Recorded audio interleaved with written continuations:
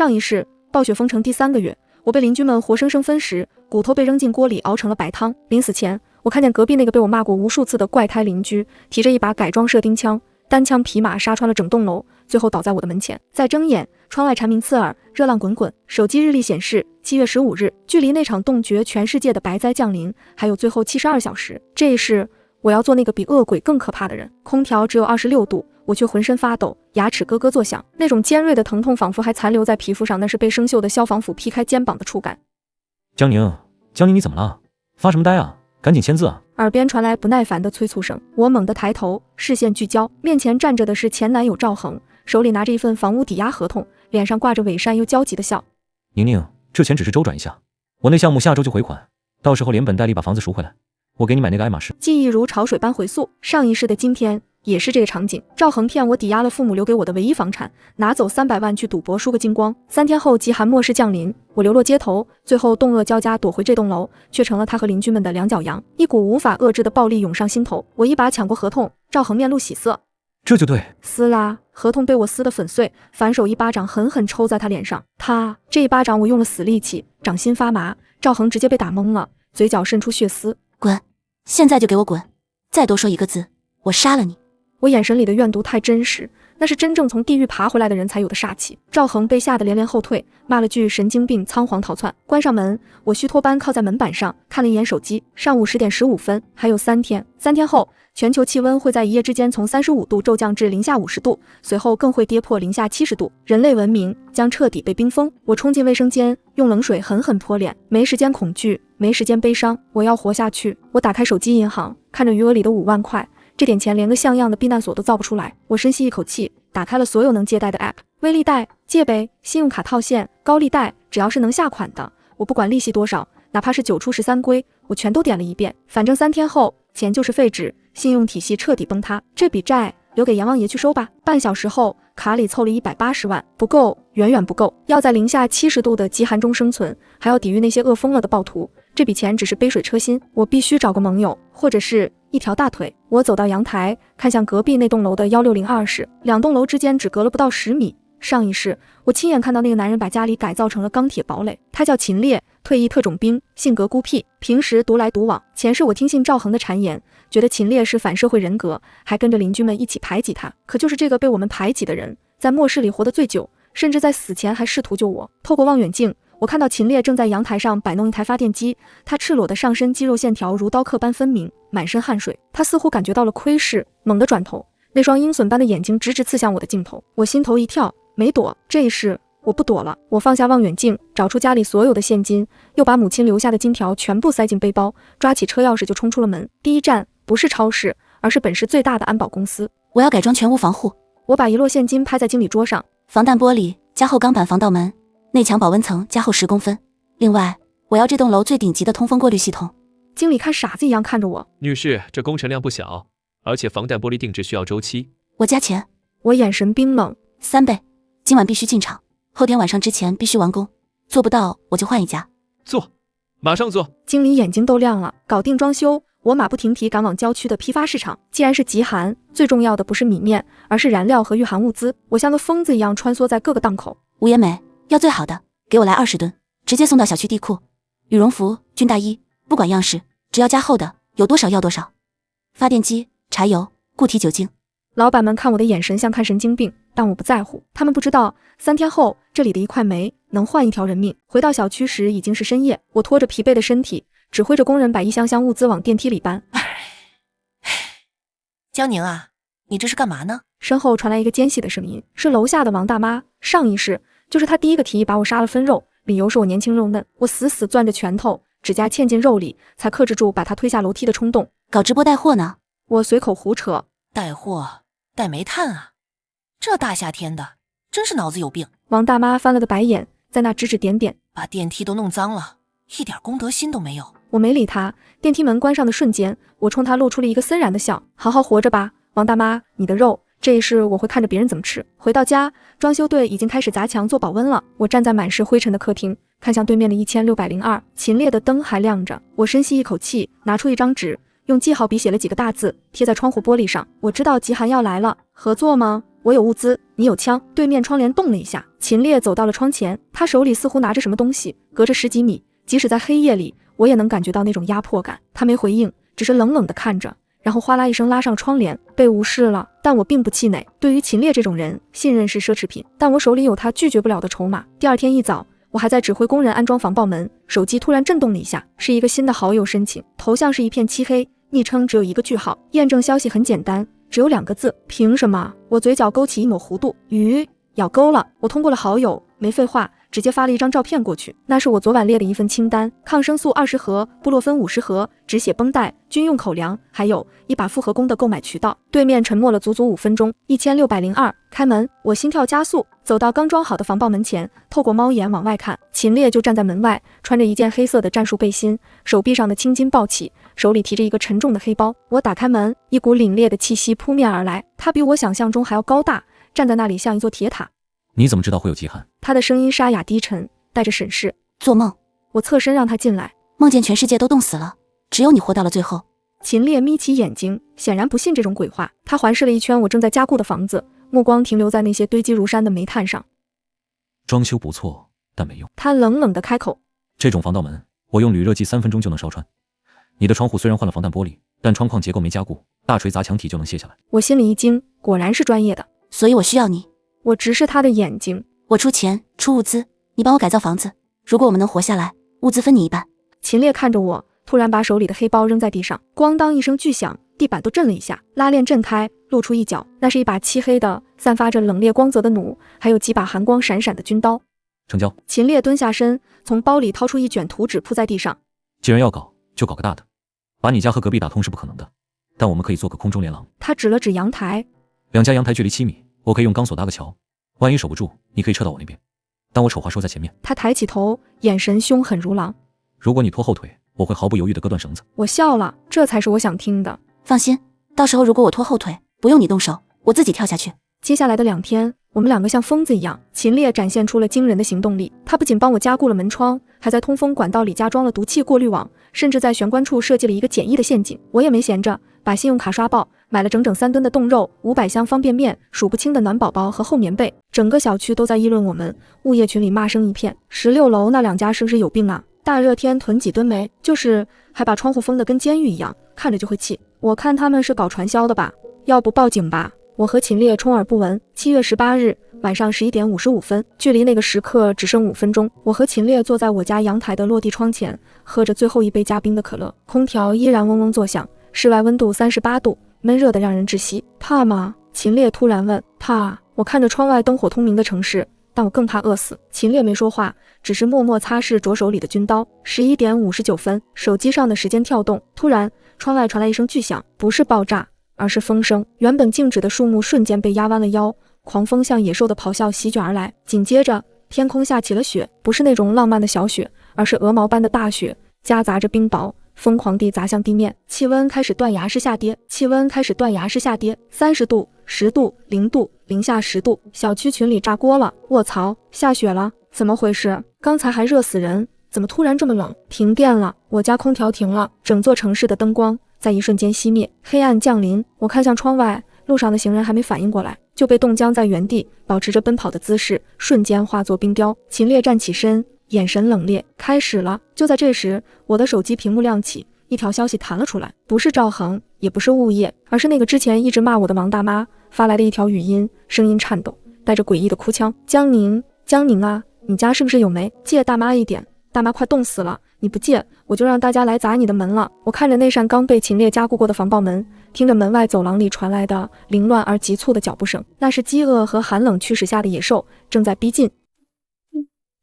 砸门声如同催命的鼓点，在死寂的楼道里炸响。江宁，我知道你在家，你个没良心的小畜生，你有那么多煤，分一点给我们怎么了？你想看着街坊邻居都冻死吗？王大妈的嗓门尖锐刺耳，伴随着几个男人的附和声。少跟他废话，直接砸！她一个女的还能反了天了？我站在玄关，手里握着一把切肉刀，手心全是汗。虽然知道这扇门是秦烈亲自加固的，但那种前世被破门而入的恐惧还是像毒蛇一样缠绕着心脏。别怕！对讲机里突然传来秦烈冷静的声音。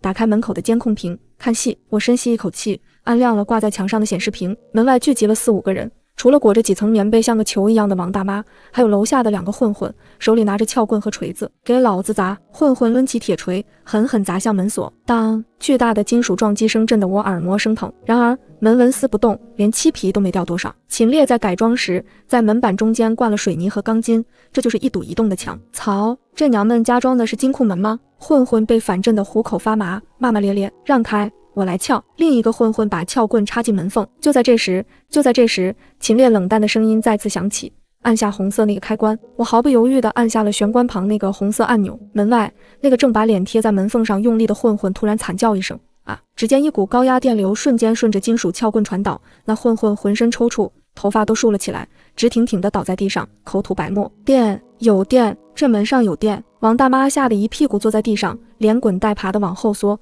那张刻薄的脸上终于露出了惊恐。我对着门口的麦克风冷冷地吐出一个字：滚！这一声通过扩音器在楼道里回荡，带着森森寒意。人群瞬间作鸟兽散，连那个被电晕的混混都被同伴拖死狗一样拖走了。世界终于清静了。我腿一软，瘫坐在地上，却忍不住笑出了声。笑着笑着，眼泪流了出来。上一世，这扇门不堪一击，我跪在地上求他们，却只换来更残忍的虐待。这一世，我终于守住了。这一夜，气温跌破了-45度，整个城市像是一个巨大的冰柜。我裹着2层羽绒服，缩在客厅的帐篷里。虽然封死了窗户，贴了保温层，但室内温度还是降到了0度左右。如果没有那个无烟煤炉，我现在估计已经冻僵了。炉火橘红色的光芒跳动着，上面的铁锅里煮着一锅红油火锅底料，咕嘟咕嘟冒着热气。我往里面下了2盒午餐肉，1包泡面，还有几颗鱼丸，香辣的味道弥漫在帐篷里。这是末世里最奢侈的享受。手机信号时断时续，业主群里却热闹得像炸了锅。谁家还有被子？我出5000块买一床，5000，我出5万。我家孩子快冻僵了。物业呢？供暖局呢？怎么还没来电？这都要冻死人了。看着这些消息，我面无表情地夹起一块滚烫的午餐肉塞进嘴里。没人会来了，供暖管道早就冻爆了，电网也因为超负荷和暴雪彻底瘫痪。突然，一条消息跳了出来，发信人赵恒，宁宁，你在家吗？我好冷。我记得你家有几床新买的羽绒被，能不能借我1床？我发誓，等雪停了我就还你，以后我都听你的。看着这段话，我几乎能想象出赵恒那副瑟瑟发抖、痛哭流涕的窝囊样。上一世他也是这样求我，我心软让他进门，结果他转头就把我是肥羊的消息卖给了邻居，换了一顿饱饭。我放下筷子，拍了一张照片，照片里红油翻滚的火锅，冒着热气的午餐肉，还有旁边堆得像小山一样的无烟煤。点击发送，然后配上一句话：真暖和啊，吃得我都出汗了。发完拉黑。我能想象赵恒此刻看着手机屏幕那种嫉妒到发狂、悔恨到吐血的表情。这就对了，痛苦吧，绝望吧，这才刚刚开始。3天后，室外温度稳定在-55度，大雪封到了2楼，低楼层的住户已经被迫往上转移，楼道里挤满了难民一样的人群。为了取暖，他们开始拆门板、烧楼梯扶手，甚至有人开始把目光投向了那些独居的老人。秩序正在以肉眼可见的速度崩塌。我和秦烈一直保持着无线电联系，每天互通一次平安。这天中午，对讲机响了，看窗外，秦烈言简意赅。我走到阳台，透过预留的观察孔往外看，只见雪地上几个黑点正在艰难地移动，那是几个裹着床单的人，手里拿着斧头和铁棍，正朝着小区门口的一家便利店挪动。是隔壁单元的，想去抢物资。秦烈说道。找死，我评价道。这种温度下，普通衣物根本挡不住寒风，而且积雪深达数米，每走一步都要消耗巨大的热量。果然，还没走到一半，其中一个人就栽倒了，剩下的人犹豫了一下，竟然没有去扶他，而是从他身上扒下床单裹在自己身上，继续往前走。那个倒下的人挣扎了几下，很快就被大雪覆盖，成了一座新的冰粉。人性的冷漠比极寒更刺骨。江宁，注意听！秦烈突然压低了声音，有人在撬你家阳台的防盗网。我心头一紧，猛地回头看向阳台侧面。我家在16楼，按理说没人能爬上来，但别忘了，空调外机和排水管是天然的梯子。滋滋，细微的金属摩擦声传来。如果不是秦烈提醒，在呼啸的风声中我根本听不见。这群疯子！我骂了一句，抓起桌上的复合弓。这是秦烈给我的渠道买的。这几天我在家里练了几百次拉弦，虽然准头一般，但在这种近距离下足够了。我悄悄靠近窗户，看到一只戴着脏兮兮手套的手正抓着防盗网的栏杆，试图用钢锯锯断它。那是一张陌生的脸，满脸冻疮，眼神里透着饿狼般的凶光。他显然没想到我会发现证据的起劲。我深吸一口气，拉满弓弦，箭头对准了他的肩膀。这一世，我不再是那个任人宰割的绵羊，我是猎人。嘣！弓弦震动，利剑穿透双层玻璃，带着碎渣，狠狠扎进了那人的肩膀。啊！惨叫声被狂风撕碎，那人剧痛之下松开了手，整个人像断线的风筝一样从16楼坠落。几秒钟后，楼下传来沉闷的砰的一声，红色的血在洁白的雪地上晕开，瞬间结冰。我手有些抖，心脏狂跳，但没有一丝恶心，只有一种劫后余生的快意。对讲机里传来秦烈的一声轻笑，带着几分赞赏。手停稳，欢迎来到末世，死人了。16楼那个独居女人杀了人，这个消息像长了翅膀一样在整栋楼传开。我以为他们会害怕，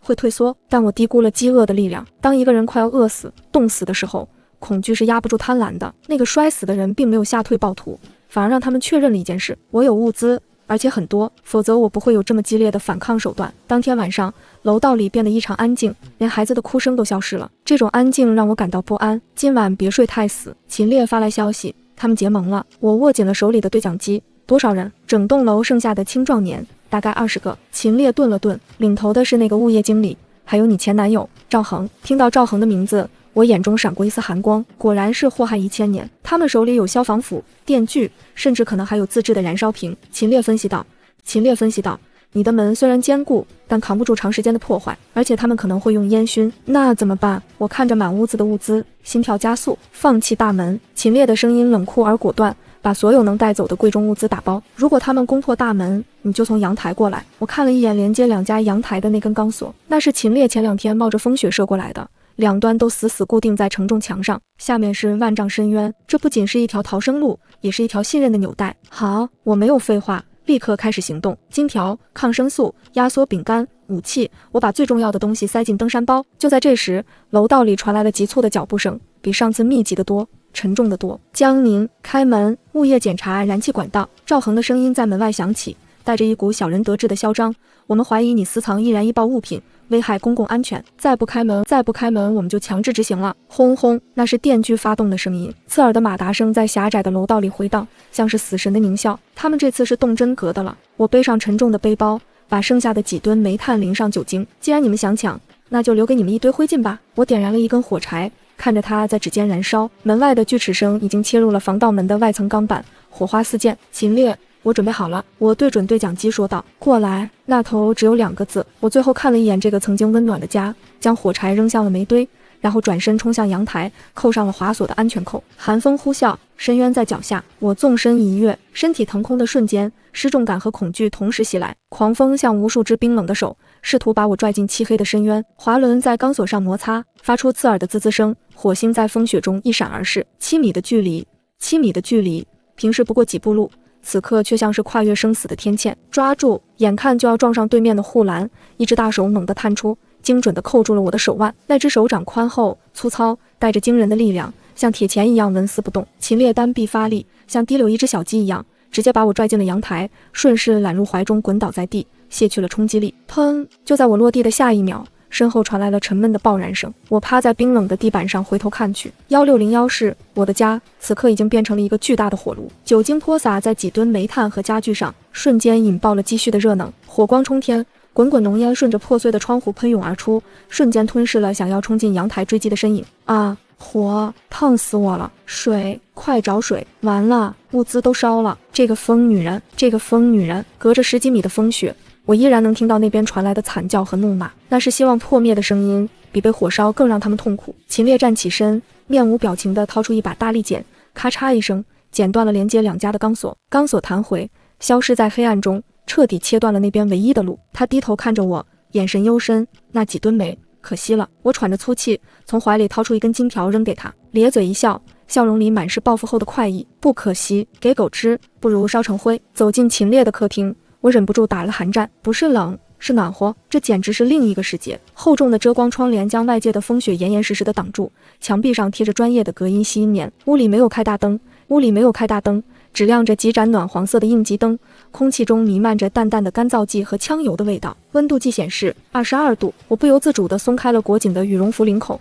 这种久违的温暖让我甚至产生了一丝眩晕感。把外套脱了，去那边检查一下有没有冻伤。秦烈指了指角落的一个单人沙发，自己则走到监控台前坐下。我环顾四周，暗暗心惊，这根本不是家，这是一个小型的军火库兼指挥所。客厅被改造成了训练场和物资堆放区，整箱的军用罐头、压缩饼干码放得整整齐齐，一直堆到天花板。墙上挂着复合弓，甚至还有一把改装过的射钉枪。角落里一台大功率柴油发电机正低沉的轰鸣，声音被隔音罩处理得很小。我走到监控屏前，站在秦烈身后。屏幕上1601的火势已经减弱，但烟熏火燎的一片狼藉。赵恒灰头土脸地站在走廊里，手里提着一把消防斧，正对着我的门疯狂劈砍发泄。江宁，你个贱人，你宁愿烧了都不给我！他像个疯子一样咆哮，眼泪鼻涕呼了一脸。我完了，没有物资，我死定了。围在他身边的邻居们也是一脸绝望，他们原本指望抢我的物资能苟活1个月，现在竹篮打水一场空，还要面对零下50度的极寒，他们会盯上这里。秦烈突然开口，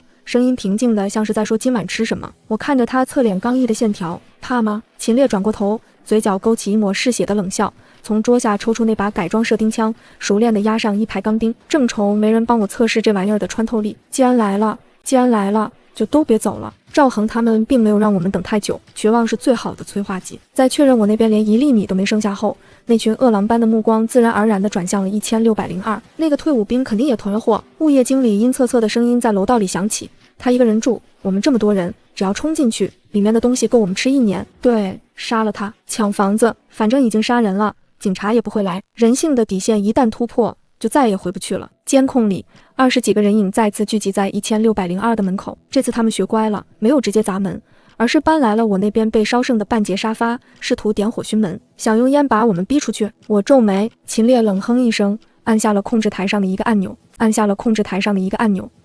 门外的天花板上突然降下来2个不起眼的喷头，下一秒，一股刺鼻的液体喷射而出，淋了下面的人一身。啊！我的眼睛是辣椒水，高浓度的辣椒水，惨叫声瞬间炸锅。在零下50度的低温里，辣椒水喷在皮肤上，那滋味绝对比凌迟还难受。紧接着，秦烈打开了防爆门上的射击孔，他没有丝毫犹豫，举起射钉枪，对着最前面那个正举着火把的混混就是一枪。噗！钢钉贯穿肉体的闷响，那混混连叫都没叫一声，大腿直接被射穿，鲜血喷涌而出，整个人跪倒在雪地里。我只说一次。秦烈低沉的声音通过扩音器传出，带着浓浓的杀意。过界者死。这不仅仅是威胁，这是宣判。原本还在叫嚣的人群瞬间死寂，看着地上那个捂着腿哀嚎的同伴，再看看那扇如同怪兽巨口般的射击孔，恐惧终于战胜了贪婪。走，快走！赵恒第一个转身就跑，连滚带爬地逃回了楼梯间，其他人也作鸟兽散，只留下那个受伤的混混在冰冷的走廊里绝望地哭喊，却没人敢回头拉他一把。10分钟后，哭声停止了，走廊里多了一具冻僵的尸体。危机暂时解除，屋内的气氛却有些微妙。我和秦烈面对面坐在茶几旁，中间摆着一锅刚煮好的自热米饭，还有2罐午餐肉。为什么要帮我？秦烈突然发问，目光锐利。别说是因为梦，我不信那个。他是个聪明人，也是个多疑的人。我放下筷子，直视他的眼睛，因为我知道这场雪不会停，不仅不会停，还会下得更大。1个月后，极寒会引发地壳变动，这里会发生地震。我们需要在地震前转移到西山的防空洞，那里是官方建立的唯一避难所。这是上一世我临死前听到的广播消息，也是我最大的筹码。秦烈瞳孔微微一缩，你知道路线？知道。我撒了个谎，但我有信心在接下来的日子里回忆起来。而且我知道这栋楼里水手里有我们要用的东西，比如住在12楼的那个医生家里有急救包，8楼的户外爱好者家里有雪地摩托的配件。秦烈沉默了许久，似乎在评估我的价值。最后他把1罐打开的午餐肉推到我面前，语气缓和了一些，吃吧，吃饱了明天教你用枪。我心里的一块大石头终于落地，这算是正式结盟了。吃着久违的肉，我突然想起什么，问道，对了，那个赵恒你打算怎么处理？秦烈擦了擦嘴，漫不经心地说，不急着杀，这种天气活着比死更痛苦，留着他给楼里那些人当个反面教材，也能帮你吸引点仇恨。我笑了，笑得有些冷。果然是战神，杀人诛心。这一晚我睡在了沙发上，虽然手里紧紧握着那把切肉刀，但这却是我重生以来睡得最安稳的一觉。接下来的半个月，日子过得枯燥而残酷，外面的气温已经降到了零下60度，楼道里每天都会多出几具尸体，有些是被冻死的，有些是被吃剩下的。我和秦烈过着与世隔绝的生活。白天他教我格斗技巧和射击要领，他是个严厉的教官，动作不标准就会挨骂，但我学得如饥似渴。晚上我们就守在监控前，观察着这栋楼里的生态演变。赵恒还没死，这货的命简直比蟑螂还硬。他依附了王大妈那个小团体，靠着出卖色相和当苦力勉强混口饭吃，但我看得出他快疯了。监控里他裹着一件脏兮兮的女士羽绒服，眼神呆滞地缩在墙角，手指已经被冻掉了2根，正拿着一根不知从哪捡来的人骨头在啃。曾经那个意气风发的项目经理，如今活得像条野狗。想杀了他吗？想杀了他吗？秦烈递给我一杯热水。不想了。我看着屏幕，内心毫无波澜。脏了我的手。就在这时，整栋楼突然剧烈晃动了一下，不是风吹的，是地面在震动，头顶的吊灯疯狂摇晃，桌上的水杯啪的一声摔碎在地。秦烈脸色骤变，猛地站起身。地震提前了。我脑中轰的一声，上一世明明是1个月后才地震，为什么这次提前了整整1周？难道是因为我的重生引发了蝴蝶效应？快收拾装备！秦烈反应极快，一把抓起早就打包好的战术背包扔给我。这栋楼撑不住几波余震，地基会被冻土挤碎的，我们必须马上撤离。去哪？我一边背上包，一边抓起复合弓。车库。秦烈眼中闪过一丝疯狂。我有一辆改装过的越野车，停在负2层，那是我们唯一的生路。然而要到负2层，就意味着我们要穿过整整16层楼的尸山血海。那些饿疯了的邻居此刻正像丧尸一样堵在楼道里，这是一条死亡之路，这是一条死亡之路。啪嗒，防盗门锁扣弹开的声音在震耳欲聋的轰鸣声中微不可闻。门开的瞬间，一股夹杂着腐臭和血腥味的极寒气流猛地灌入，哪怕戴着护目镜和防毒面罩，那种令人作呕的气息还是直冲天灵盖。跟紧我，别回头！秦烈一马当先，手中的射钉枪已经换成了更适合近战的消防服。他全身裹在黑色的战术护甲里，像一尊来自地狱的煞神。我紧随其后，手里端着复合弓，腰间别着那把磨得飞快的切肉刀。楼道里全是冰，那是喷淋系统爆裂后流出的水，混合着尸体的血液冻结而成的红冰。刚转过楼梯拐角，3个黑影就扑了上来。肉，有肉，那是住在15楼的一家3口。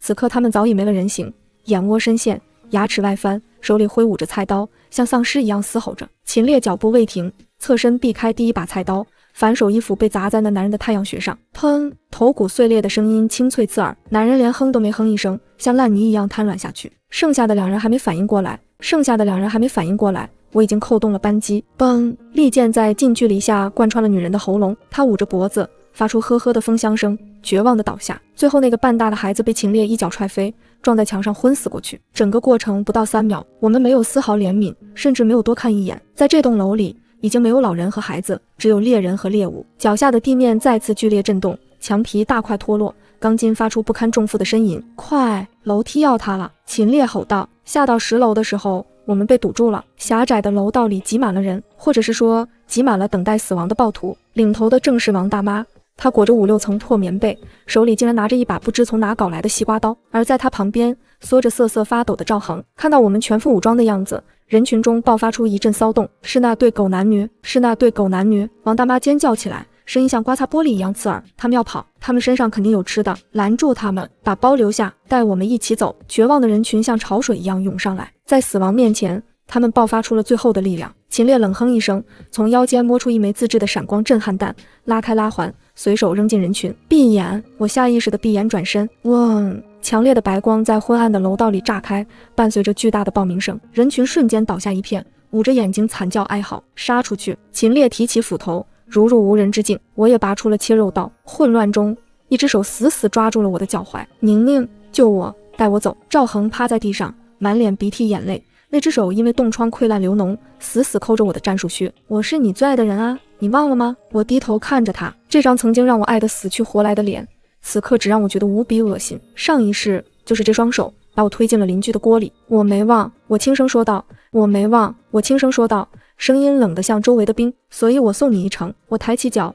狠狠踩在他的手腕上，咔嚓，骨骼碎裂。啊！赵恒发出杀猪般的惨叫。我没有停手，手中的切肉刀猛地挥下，精准地划过他的颈动脉，鲜血喷涌而出，热血洒在冰冷的墙面上，瞬间冒出白烟。赵恒捂着脖子，难以置信地看着我，眼里的光彩迅速涣散。我跨过他的尸体，没有一丝颤抖。前世的梦魇在这一刻彻底终结。负2层地库，这里比上面更冷，温度接近零下70度，所有的车辆都被厚厚的冰层覆盖，像一个个白色的坟包。在那边，秦烈指向角落的一个封闭式车库。然而，通往车库的路上，10几个人影正围在那里，疯狂地用镐头砸着卷帘门。是物业经理那帮人，他们也猜到了秦烈有车，想要截胡。妈的，这门怎么这么硬？物业经理骂骂咧咧。轰隆，头顶传来一声巨响，一块巨大的水泥板砸落在不远处，尘土飞扬，大楼的主体结构开始崩塌了。没时间跟他们耗了。秦烈眼神一凛，从背包侧面抽出一把信号枪，装填上一发红色的信号弹。趴下，他对着那群人的脚下扣动扳机，砰！炽热的镁光弹在冰面上弹跳燃烧，几千度的高温瞬间点燃了旁边泄漏的汽油。轰！火光冲天而起，那群人瞬间被火海吞噬，变成了一个个燃烧的火人，惨叫着四散奔逃。趁着混乱，秦烈冲到卷帘门前，输入密码，大门缓缓升起，一辆黑色的钢铁巨兽静静地趴伏在里面。那是一辆经过深度改装的乌尼莫克越野房车，加高的底盘，防弹装甲车身，车头巨大的铲雪梨，还有车顶那排刺眼的探照灯。这哪里是车，这简直就是一座移动堡垒。上车，秦烈拉开车门，一把将我推了上去。车内温暖如春，仪表盘上各种指示灯闪烁。V8 发动机发出沉闷有力的咆哮声，像是在渴望战斗。坐稳了，秦烈挂上档，猛踩油门。钢铁巨兽发出怒吼，轮胎上的防滑钉死死咬住地面，像一头出笼的猛虎冲出了车库。此时地库的出口已经被掉落的碎石堵住了一半。冲过去，我抓紧了扶手，心脏狂跳。撞过去，秦烈眼中闪烁着疯狂的光芒，巨大的铲雪梨狠狠撞击在碎石堆上，哐！剧烈的震动差点让我把早饭吐出来。但这辆车的动力简直恐怖，硬生生地推开了几吨重的混凝土块，杀出了一条血路。车子冲出地库的那一刻，我回头看了一眼，那栋我住了3年的高层住宅楼，正如积木一般缓缓倾斜崩塌，无数的惨叫声被埋葬在废墟之下。王大妈、物业经理，还有那些曾经想要吃掉我的邻居们，全部化为了尘埃。轰隆隆，巨大的烟尘腾空而起，遮蔽了天空。我们的车在雪原上狂奔，将毁灭甩在身后。车厢里放着舒缓的爵士乐，与窗外的末世景象格格不入。秦烈递给我一瓶水，声音难得带了一丝温度。欢迎来到地狱的第2层。我接过水，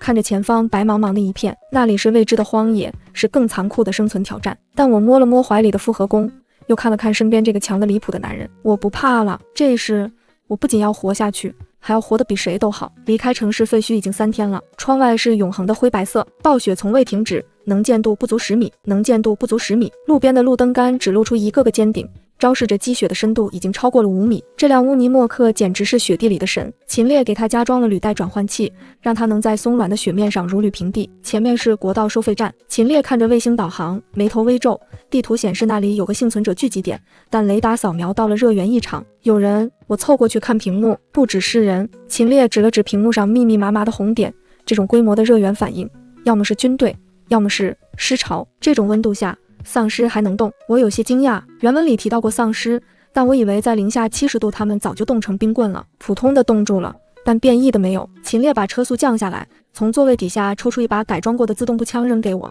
会用吗？我摇摇头，保险在这里，单发点射，别把枪口对着自己人。秦烈言简意赅。车子缓缓靠近收费站，透过望远镜，我倒吸一口凉气。收费站的顶棚上挂满了尸体，不是冻死的，而是被像腊肉一样风干挂起来的。而在收费岗亭里，几个人影正围着一堆篝火取暖，火堆旁架着一口大锅，锅里翻滚的东西让我胃里一阵翻江倒海。是人手，是掠夺者。秦烈声音冰冷，专门截杀过路幸存者的食人魔。绕路吗？我握紧了枪，手心出汗，油不够了。秦烈看了一眼油表，收费站地下有储油罐，那是我们去西山防空洞的必经补给点。他转过头看着我，眼神里带着一丝考究。敢杀人吗？不是为了自卫，是为了抢资源。我看着那口锅，想起了上一世自己的结局，那种被当作食物的恐惧和愤怒瞬间点燃了我的血液。那是畜生，不是人。我拉动枪栓，眼神变得坚定。杀！秦烈笑了，那就干活。他猛地踩下油门，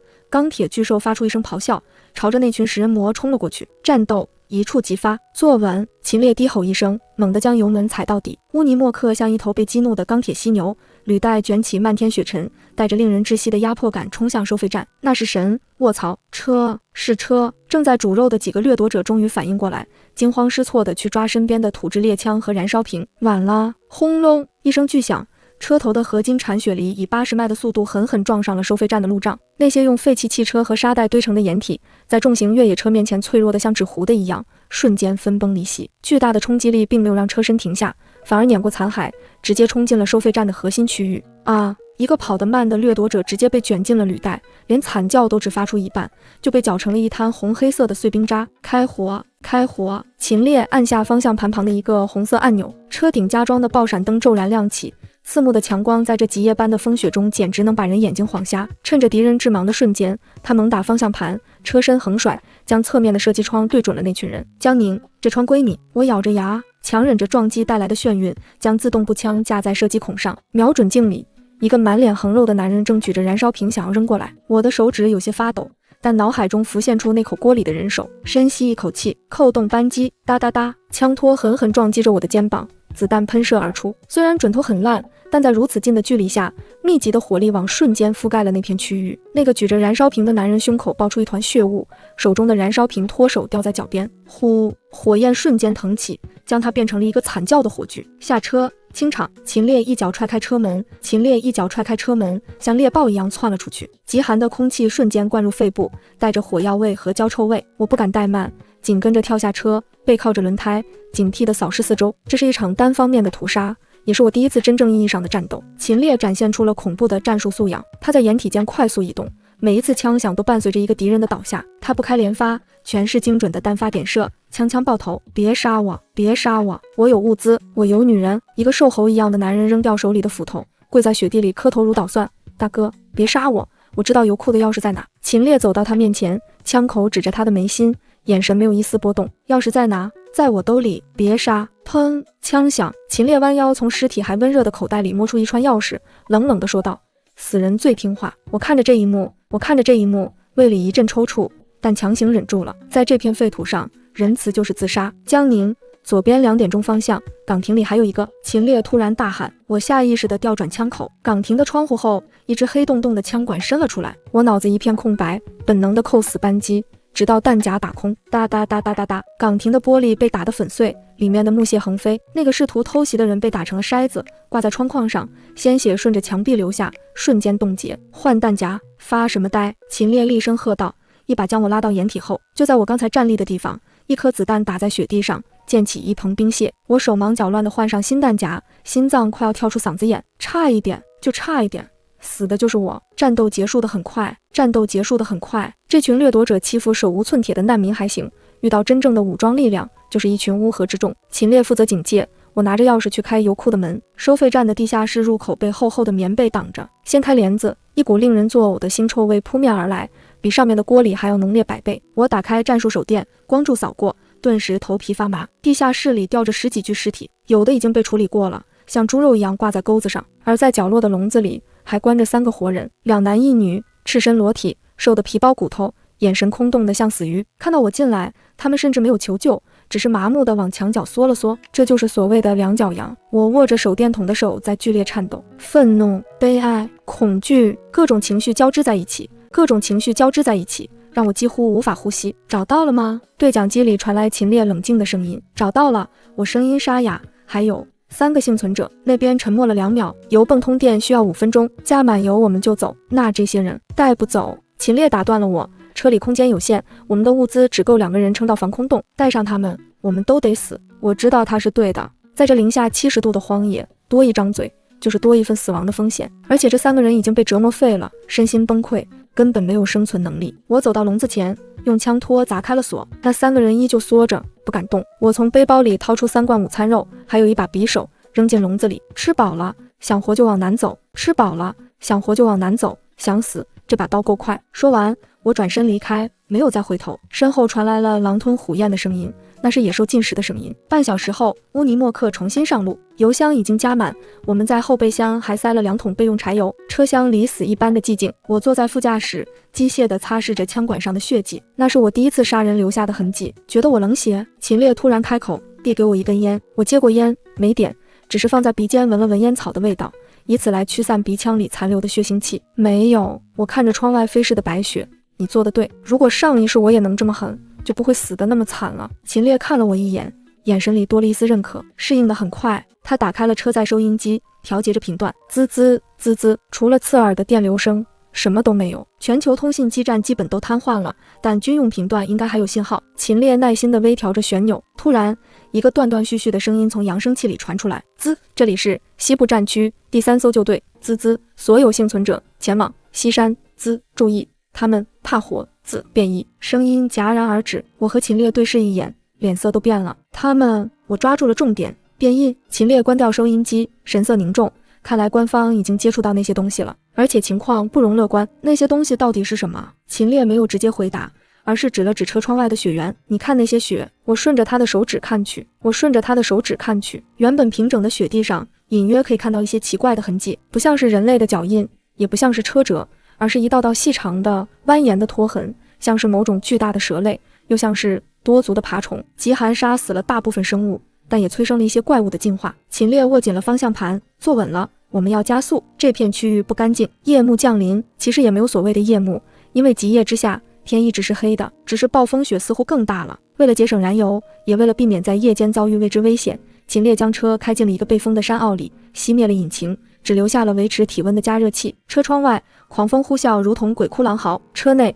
我们分食了一锅热腾腾的牛肉罐头煮面，热食下肚，紧绷的神经终于稍微放松了一些。今晚我手上半夜，你手下半夜。秦烈抱着枪，靠在椅背上闭目养神。好，我缩在睡袋里，看着车顶的微弱灯光，毫无睡意。就在这时，咚一声轻微的闷响从车顶传来，声音很小，夹杂在风雪声中，几乎听不见。但在这种死寂的环境下，我的听觉被无限放大。我猛地坐起来，看向秦烈。秦烈已经睁开了眼，手里的枪悄无声息地抬起，指了指车顶，示意我噤声。滋滋，这次是令人牙酸的摩擦声，像是指甲在黑板上抓挠，又像是某种利爪在切割金属。有什么东西在我们的车顶上。乌尼莫克的车顶可是加厚的防弹钢板，普通人根本不可能造成这种动静。秦烈慢慢凑近我，用极低的声音说道：打开热成像雷达。我屏住呼吸，手指颤抖着按下了中控台上的雷达开关，屏幕亮起，绿色的扫描线上，一个巨大的红色光斑正趴在我们的车顶正上方，而且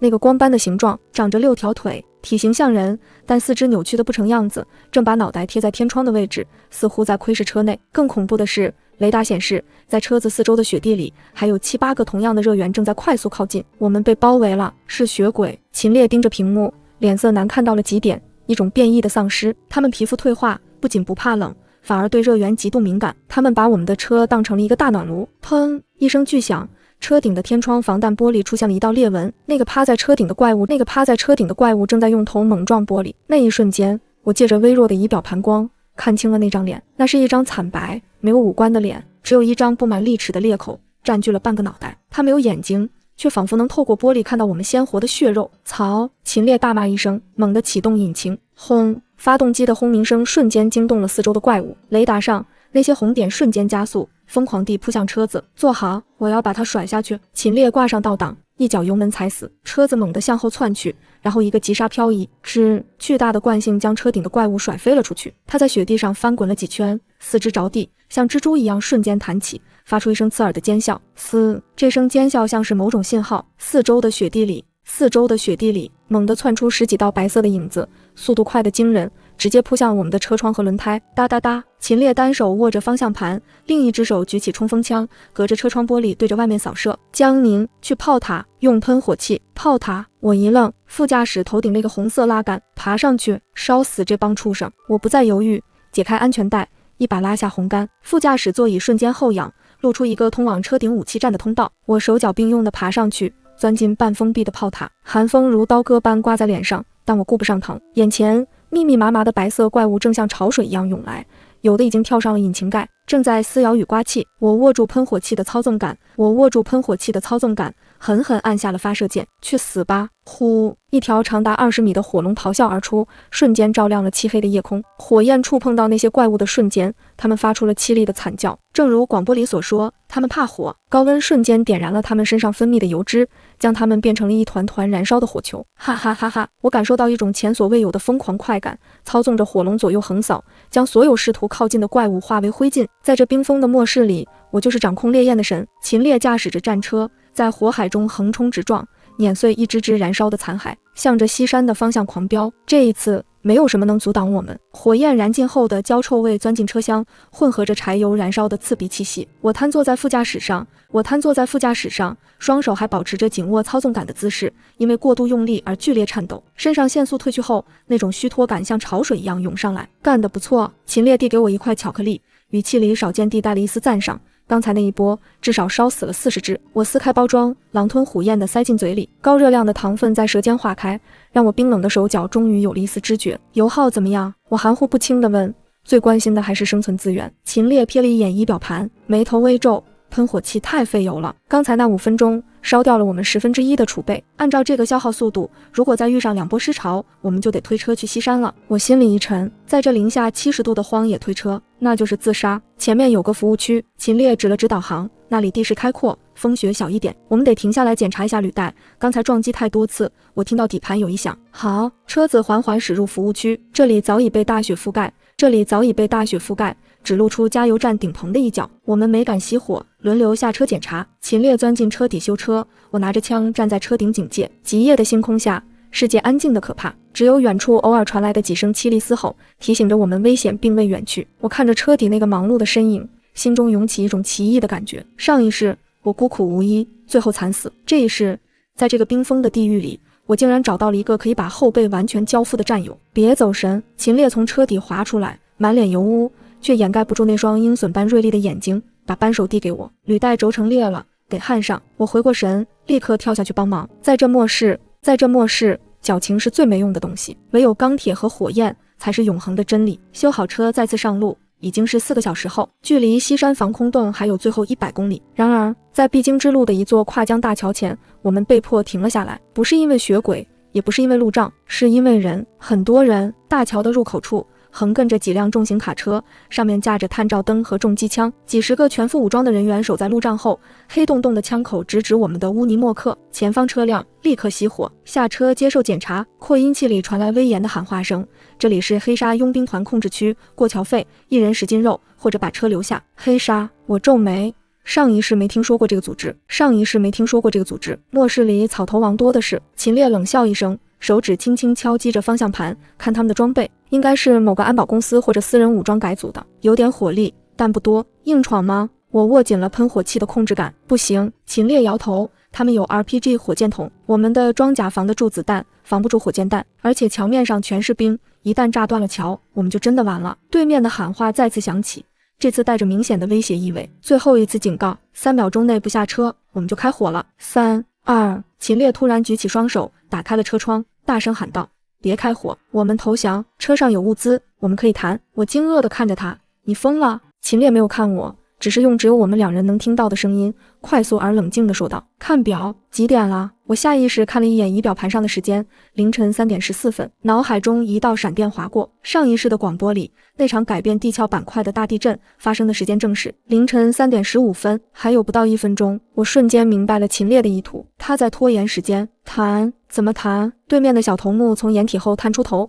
贪婪地盯着我们的乌尼莫克。你先下车，把钥匙扔过来。秦烈慢吞吞地解开安全带，动作无比拖沓。大哥，这车改装花了不少钱，能不能给我们留点口粮？少废话，快点！就在小头目不耐烦地举起枪，准备射击示威的那一刻，大地突然发出了一声沉闷的咆哮，轰隆隆。那声音不像是来自地表，而像是来自地心深处的怒吼，整个世界都在颤抖。坐稳！秦烈原本举着的双手瞬间回到方向盘上，眼神变得疯狂而炽热。地震来了！地震来了！话音未落，那座跨江大桥开始剧烈扭曲，坚固的钢筋混凝土在这一刻脆弱的像饼干，桥面上的冰层瞬间崩裂，发出连绵不断的爆响。怎么回事？地震了！桥要塌了！快跑啊！对面的黑沙佣兵团瞬间乱作一团，那几辆横在路中间的重卡随着地面的起伏东倒西歪，架在上面的重机枪直接甩飞了出去。那个小头目还没反应过来，脚下的地面突然裂开一道巨大的缝隙，他连惨叫都没来得及发出，就掉进了冰封的江面深渊。冲过去！我大喊，这是唯一的机会。趁着桥梁主体还没完全解体，秦烈猛踩油门，乌尼莫克像一颗黑色的炮弹，直直地冲向混乱的人群和即将崩塌的大桥。让开！不想死的都滚开！钢铁巨兽碾过路障，撞开挡路的卡车。此时桥面已经开始倾斜。我们在倾斜成45度的桥面上狂飙，身后是不断坍塌的桥体和坠落的车辆。抓紧！前方出现了一个巨大的断口，足有5米宽。秦烈没有减速，反而打开了氮气加速 NOS。嗡！发动机发出撕心裂肺的轰鸣，车子腾空而起，时间仿佛在这一刻静止。我们在空中划过一道黑色的弧线，越过了断口，越过了那些绝望伸手的佣兵，狠狠地砸在了对岸的桥头。砰！悬挂系统发出痛苦的呻吟，但我们落地了。就在我们冲上岸的下一秒，身后的整座大桥彻底崩塌，带着那几十个武装人员和他们的重武器轰然坠入冰河，尘埃落定。秦烈停下车，大口喘着粗气，转头看向我，眼里闪烁着劫后余生的光芒。你的预言真他妈准，你的预言真他妈准。地震持续了整整10分钟，我们在空旷的荒野上，看着远处的山脉都在颤抖崩塌。如果刚才我们还留在城市废墟里，或者是被困在桥上，现在肯定已经成了肉泥。直到震感完全消失，我们才敢继续前行。天亮的时候，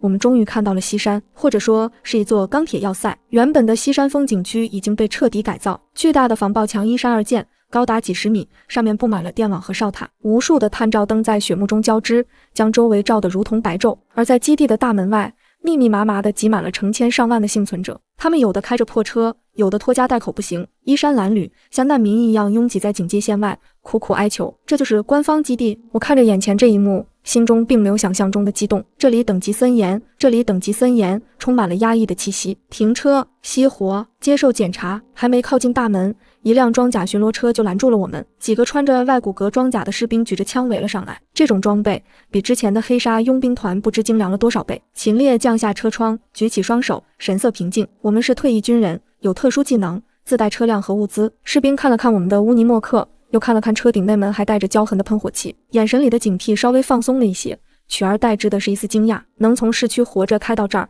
还有这种重火力，有点本事。领头的军官挥了挥手，去 B 区排队，车子和武器要登记，物资要上交30%作为入城税。30%，我忍不住出声，这也太黑了，这也太黑了，嫌黑。军官冷冷地看了我一眼，指了指远处那群被挡在防爆墙外的难民，那是地区，不用交税，但只能在墙外面冻着，每天领1碗稀粥。你们想去那儿吗？我闭上了嘴，这就是末世的规则。有实力，你是座上宾；没实力，你就是消耗品。交了物资，经过了繁琐的检疫和辐射扫描，我们终于进入了基地内部。所谓的 B 区，其实就是原本的地下停车场改造的居住区。虽然拥挤，但好在有供暖，温度维持在0度以上，不用担心冻死，而且有电力供应。虽然昏暗，但也是文明的光芒。我们的乌尼莫克太显眼，一开进去就吸引了无数目光，有羡慕的，有嫉妒的，更有贪婪和不怀好意的。这车真霸道，这车真霸道！你看那个女的，长得真水灵，一点都没冻伤。窃窃私语声从四面八方传来。秦烈停好车，没有立刻熄火，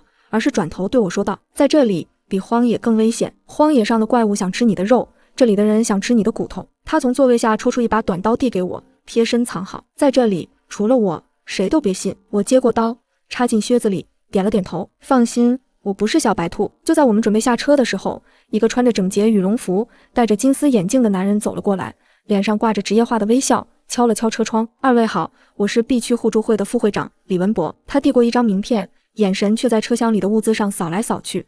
我看二位刚来，人生地不熟的，有没有兴趣加入我们互助会？大家抱团取暖，也好有个照应。我和秦烈对视一眼，互助会这种套路我太熟悉了。说是互助，其实就是剥削新人的合法外衣。秦烈没接名片，只是冷冷地吐出一个字：滚。李文博脸上的笑容僵了一下，眼底闪过一丝阴毒，但很快掩饰过去。呵呵，有个性。不过在西山基地，独狼可是很难活下去的，希望二位以后别后悔。说完，他转身离开，但我分明看到他转身后对着角落里的几个纹身大汉比了一个隐晦的手势。我摸了摸怀里的枪，看来这所谓的天堂不过是另一个修罗场，而在修罗场里，我恰好是最擅长厮杀的那一个。在 B 区安顿下来的第一晚并不平静，虽然有官方的巡逻队，但这里是地下3层，监控死角多的是。我们分到的车位在最角落，这是秦烈特意选的，背靠承重墙，视野开阔，易守难攻。我们在车外拉了一圈挂着铃铛的半线，车窗贴上了单向透视膜。前半夜你睡，我守。秦烈把玩着手里的军刀，声音低沉。我钻进睡袋，却怎么也睡不着，周围全是嘈杂的声音，孩子的哭闹声，夫妻的争吵声，还有远处隐隐约约传来的某种令人面红耳赤的喘息声和交易讨价还价的声音。这里就是一个微缩的社会，将人性的丑恶无限放大。秦烈，我突然开口，那个李文博不会善罢甘休的。我知道。秦烈眼皮都没抬，刚才我去打水的时候，有3拨人盯着我，他是其中一拨。那我们怎么办？先下手为强。秦烈终于抬起头，看着我，嘴角勾起一抹玩味的笑。这里是基地，杀人要偿命，或者被驱逐，不能像在外面那样直接动枪。那就不杀。我有些憋屈。不，秦烈眼神一冷，杀人有很多种方法，不用刀也能死人。明天基地会发布拓荒任务，那是去地表搜集物资的官方任务，报酬丰厚，但死亡率极高。李文博这种人肯定会想办法逼我们接任务，或者在任务里做手脚。到时候到了外面，秦烈做了一个抹脖子的动作，就是意外死亡了。我懂了，在基地里我是良民，出了基地我就是阎王。就在这时，车外的铃铛突然轻微的响了一下，叮铃，声音很轻，像是老鼠经过，但在秦烈耳中，这就跟雷声一样响。他瞬间灭掉了车里的灯，对我做了一个噤声的手势，然后悄无声息地摸到了车门边。外面的黑暗中，几个鬼鬼祟祟的身影正趴在地上，手里拿着细长的管子，正试图往我们的通气孔里吹什么东西。迷烟，这种下三滥的手段都用上了。秦烈没有开门，而是打开了车身侧面的一个隐蔽喷口开关，那是原本用来清洗大灯的高压喷嘴，被他改造成了连接着车内废水箱的防御装置。而那个废水箱里装着我们在路上收集的发酵了好几天的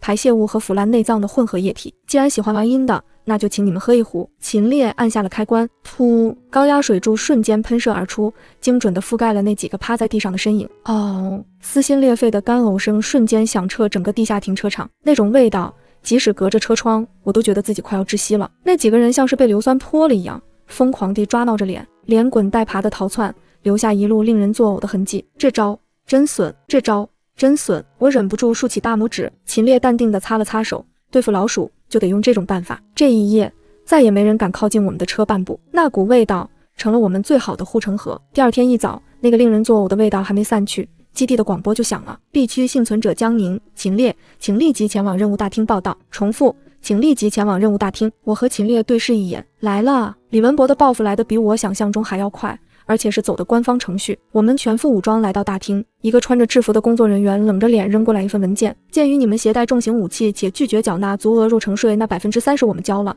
但显然他们想找茬，基地指派你们执行代号深渊的强制拓荒任务。我扫了一眼文件内容，瞳孔微微一缩。任务地点：废弃的地铁3号线枢纽。任务目标：清理隧道内的威胁，打通前往军区医院的地下通道。而在任务危险等级那一栏印着一个鲜红的骷髅头 S 级，这是自杀任务。S 级，这是自杀任务。我把文件拍在桌子上，地铁里全是积水和变异体，进去就是送死。你可以拒绝。工作人员皮笑肉不笑，拒绝强制任务者，没收所有物资，驱逐出基地。这就是阳谋，要么死在外面，要么死在里面。就在这时，李文博带着几个人从后面走了出来，脸上挂着虚伪的关切。哎呀，怎么是 S 级任务？这也太危险了。他假惺惺地叹了口气。不过二位放心，为了照顾新人，我特意安排了互助会的精锐小队黑曼巴协助你们。队长野狗可是个狠角色，一定会好好照顾你们的。他身后一个满脸刀疤、眼神阴鸷的男人冲我们做了一个割喉的手势，露出一口焦黄的牙齿。秦烈接过文件，看都没看李文博一眼，直接在上面签了字。行，我们接了。他转身的一瞬间，嘴角勾起一抹残忍的弧度，低声对我说道：地铁隧道，地铁隧道，这可是个杀人越货的好地方，监控拍不到，死无对证。出发前，我们被要求只能携带单兵装备。那辆乌尼莫克被强行留在了基地，理由是隧道地形复杂，车辆无法通行。我知道他们是想断了我们的后路，甚至想趁我们不再把车拆了。但秦烈早有准备，他在车的核心电路和油箱上装了遥控自毁装置，只要有人敢强行拆解，这辆车就会变成一颗巨大的炸弹，把半个 B 区送上天。上午10点，队伍集结完毕，除了我们2个，还有李文博派来的黑曼巴小队，一共8个人，清一色的自动步枪，装备精良。另外还有10几个面如死灰的普通幸存者，手里拿着铁棍和西瓜刀，显然是用来探路的炮灰。进洞！野狗一声令下，队伍走进了漆黑的地铁入口。随着深入地下，温度反而升高了一些，维持在-10°左右。但这并不是好事，因为这意味着这里的环境更适合某些东西生存。空气中弥漫着一股浓重的霉味和腐烂气息，脚下的铁轨被不知名的粘液覆盖，踩上去发出吧唧吧唧的恶心声音。把手电关小点，秦烈压低声音，走在队伍最后。这里不对劲。怎么啦？我握紧了手里的复合弓，为了隐蔽，我没带长枪。太安静了。秦烈指了指四周，地铁站里应该有很多丧尸才对，但现在一只都看不到。这说明这里有一个更恐怖的捕食者，把丧尸都吃光了。我接上了他的话，后背一阵发凉。就在这时，走在最前面的一个炮灰突然停下了脚步。那是什么？手电筒的光柱尽头，黑暗的隧道深处亮起了无数双绿油油的小灯笼，密密麻麻，成千上万。紧接着一阵令人头皮发麻的滋滋声像潮水一样涌来。是老鼠，变异鼠潮。有人尖叫出声，下一秒那无数双绿眼睛动了，黑色的浪潮瞬间吞噬了手电筒的光芒。那不是水，而是无数只像猫一样大的变异老鼠，它们浑身长满脓包，牙齿锋利如刀，疯狂地涌向人群。啊！走在最前面的炮灰瞬间被鼠潮淹没，我亲眼看到一个人在2秒钟内被啃得只剩下一副白骨，连惨叫声都被咀嚼声淹没。开火，快开火！野狗大吼着，手里的步枪喷出火舌，哒哒哒哒，子弹打在鼠群里，爆出一团团血雾。但在这种数量级面前，子弹根本就是杯水车薪。往回撤，快！幸存者们崩溃了，幸存者们崩溃了，转身想要往回跑，然而黑曼巴小队的人却早已退到了我们身后，并且关上了通往站台的防爆铁栅栏门。咔嚓，落锁的声音在混乱中格外清晰。野狗站在门后，隔着铁栅栏，脸上带着狰狞的笑意。不好意思啊，李会长说了，这次任务的意外死亡率是100%，你们就在这喂老鼠吧。原来如此，他们根本没打算去打通隧道，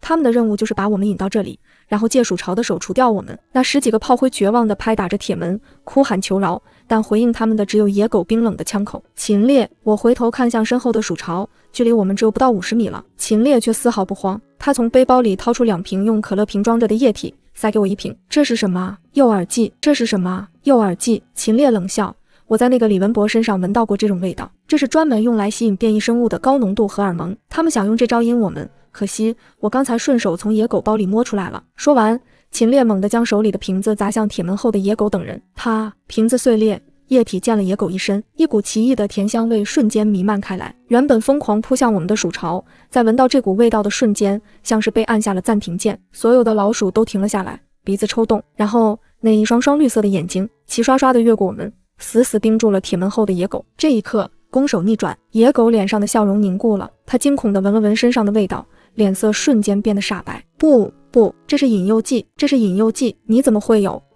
鼠群爆发出一声刺耳的尖叫，那是对食物极度渴望的信号。他们不再理会我们这些普通食物，而是像发了疯一样冲向铁门，甚至开始叠罗汉，试图翻过栅栏。开火，打死他们，别让他们过来！野狗疯狂地扣动扳机，但它身上的味道太诱人了，有的老鼠甚至直接咬断了同类的身体，只为了离那个味道更近一步。而我和秦烈则迅速退到了隧道侧面的一个维修通道口。秦烈拿出一瓶高浓度酒精，洒在通道口，然后点燃，呼，一道火墙升起，暂时隔绝了鼠群的视线。我们躲在火墙后，冷眼看着外面的好戏。铁门虽然坚固，但并不是密封的。变异老鼠的身体具有极强的柔韧性，几只体型稍小的老鼠硬生生挤过了栅栏缝隙。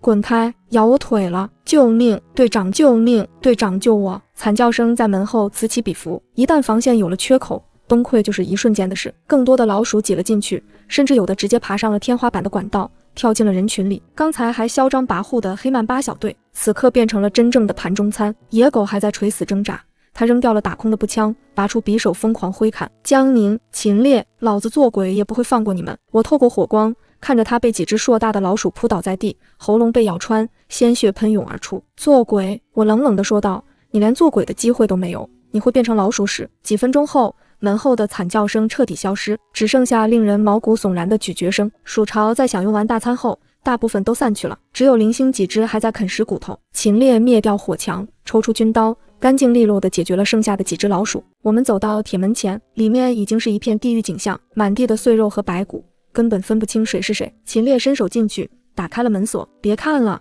找装备。我们从血泊中捡起了几把完好的自动步枪，还有10几个满弹夹，这可是硬通货，在基地里有钱都买不到。现在怎么办？回去？我问道。不，秦烈摇摇头，目光投向隧道深处。既然来了，就去看看这 S 级任务到底藏着什么。而且他指了指地上的老鼠尸体，这些变异鼠的牙齿和爪子是制作破甲箭头的极品材料。还有那个，他指向隧道尽头的一扇巨大的防爆门，门上印着军方的绝密标志。如果我没记错，末世前有一列运送战略物资的军列就在这条线上失踪了。我的心猛地一跳，军列、战略物资，那意味着什么？重武器、医疗舱，还是走？富贵险中求。我们跨过尸体，向着隧道深处进发，越往里走，空间越开阔。终于在转过一个大弯后，一列墨绿色的列车静静地停在铁轨上。它不像普通的地铁，车身裹着厚重的装甲，车窗全部被钢板封死。而在列车的顶部盘踞着一只体型堪比小汽车的巨大生物，它浑身雪白，没有毛，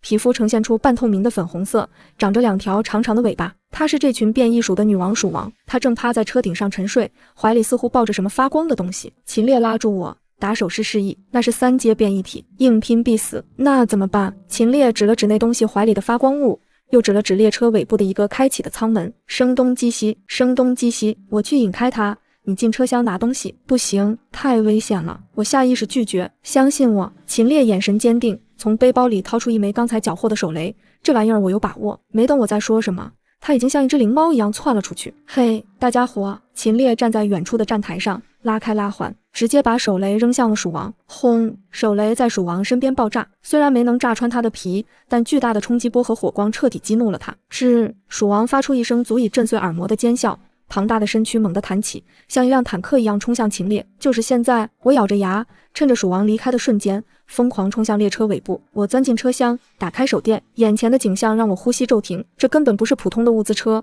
这是一列移动的军火库，整箱的崭新突击步枪，成排的 RPG 火箭筒，甚至还有2门拆解后的迫击炮。而在车厢的另一头，放着几个银白色的金属箱子，上面印着生化危险的标志。我冲过去打开其中一个，里面躺着3支蓝色的针剂，周围散发着冷气。基因强化药剂 I 型，说明书上的几个字让我手都在抖。这是上一世传说中只有军方高层才能使用的强化药剂，能大幅度提升人体机能，甚至觉醒异能。原来这就是李文博他们想找的东西。我顾不上细看，把3支药剂全部塞进怀里，贴身放好。然后我看到旁边还有一个特殊的箱子，里面放着一台便携式的小型无人机，挂载着微型导弹。好东西！我把无人机和几个弹药箱一股脑塞进背包，直到背不动为止。就在这时，外面的枪声突然变得密集，紧接着是一声闷哼。秦烈受伤了！我心急如焚，抓起一把 RPG， 扛在肩上就冲了出去。站台上，秦烈正狼狈地翻滚躲避。鼠王的速度太快了，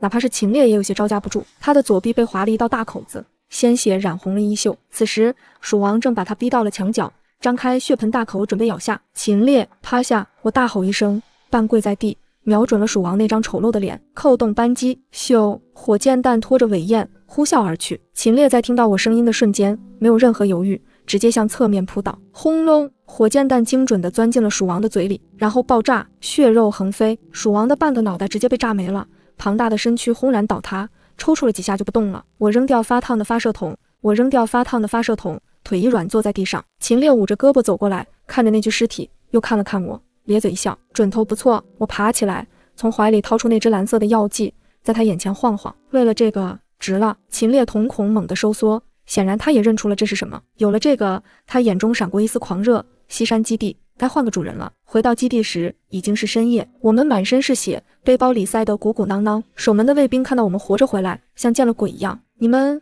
没死？怎么？很失望。秦烈冷冷地瞥了他一眼，扔过去2包烟，开门回到 B 区停车场。我们的车完好无损，关上车门，拉上窗帘，打开屏蔽器。我们像2个守财奴一样，把这次的战利品摊开在桌子上。除了那一堆军火，最核心的就是那3支基因药剂，一人1支。我拿起1支递给秦烈，剩下1支备用。秦烈没有推辞，在这个弱肉强食的世界，力量就是一切。我们按照说明书将药剂注射进静脉，几秒钟后，一股剧烈的灼烧感从血管蔓延至全身。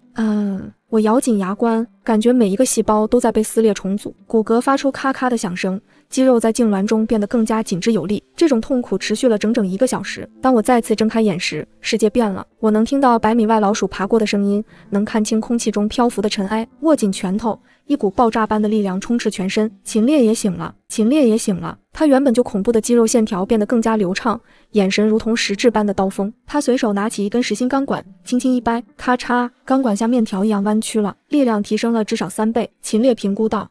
而且我感觉我的反应速度和愈合能力也变强了。我看着手臂上原本的一道擦伤，此刻已经结痂脱落，连疤痕都没留下。现在的我们杀李文博如杀鸡。我握紧了拳头。不急。秦烈擦掉身上的汗水，露出一抹深不可测的笑。既然有了实力，就不能只满足于杀一个人。明天基地会举行庆功宴，庆祝黑曼巴小队英勇牺牲。那是李文博收买人心的时候，也是基地高层最齐的时候。秦烈把玩着那架挂载着微型导弹的无人机，我们去给他们送一份大礼，一份让他们永生难忘的贺礼。第二天傍晚，B 区多功能厅灯火通明。这里原本是地下商场的活动区，现在被装饰得像模像样。红地毯其实是染红的床单，香槟塔里面装的是兑水的糖精饮料，还有摆满长桌的午餐肉和压缩饼干拼盘。在末世，这就是顶级的奢华。我和秦烈换上了干净的作战服，不是礼服，是杀人的衣服。经过基因药剂的强化，我感觉身体轻盈得像羽毛，但肌肉里蕴含着能打穿钢板的力量。秦烈更是恐怖，他站在那里，就像一把归鞘的重剑，杀气逼人。无人机调试好了吗？我整理着袖口的飞刀，悬停在通风管道里了。秦烈看着手腕上的战术终端，屏幕上显示着宴会厅的全景画面，只要我按下按钮，微型导弹能把主席台炸成平地。李文博请了不少人，我看着屏幕里那些推杯换盏的基地名流，嘴角勾起一抹冷笑。正好，观众越多，正好，观众越多，戏越好看。走吧。秦烈拉开房车门，外面的寒风吹不动他坚毅的脸庞。去参加我们的追悼会。宴会厅内气氛热烈而虚伪。李文博穿着一身笔挺的西装，头发梳得油光锃亮，正站在主席台上，手里举着酒杯，一脸悲痛地发表演讲。黑曼巴小队是为了基地，为了全人类的未来而牺牲的，他们是英雄。当然，还有那2位新人江宁和秦烈，虽然他们经验不足，但也展现出了无畏的勇气。台下响起稀稀拉拉的掌声，更多的人则是盯着桌上的食物咽口水。为了纪念他们，互助会决定将他们留下的物资充公，建立英雄基金，用来帮助更多的人。李文博终于露出了狐狸尾巴。物资充公，一个清冷的女声突然在宴会厅门口响起，声音不大，却穿透了嘈杂的人群，清晰地钻进每个人的耳朵里。李会长，问过主人的意见了吗？全场死寂，所有人齐刷刷地回头。只见大门被推开，我和秦烈并肩而立，逆着光，像是从地狱归来的修罗。鬼啊！有人吓得酒杯落地。李文博脸上的悲痛瞬间僵硬，眼珠子差点瞪出来，像是活见鬼了一样。你们怎么看到我们活着回来？李会长好像很失望。我迈着长腿，一步步走向主席台，高跟战术靴踩在地板上，发出哒哒的脆响，每一下都像是踩在李文博的心口上。不可能，那是 S 级任务，还有鼠巢！李文博下意识地喊了出来，随即意识到失言，连忙捂住嘴，换上一副惊喜若狂的表情。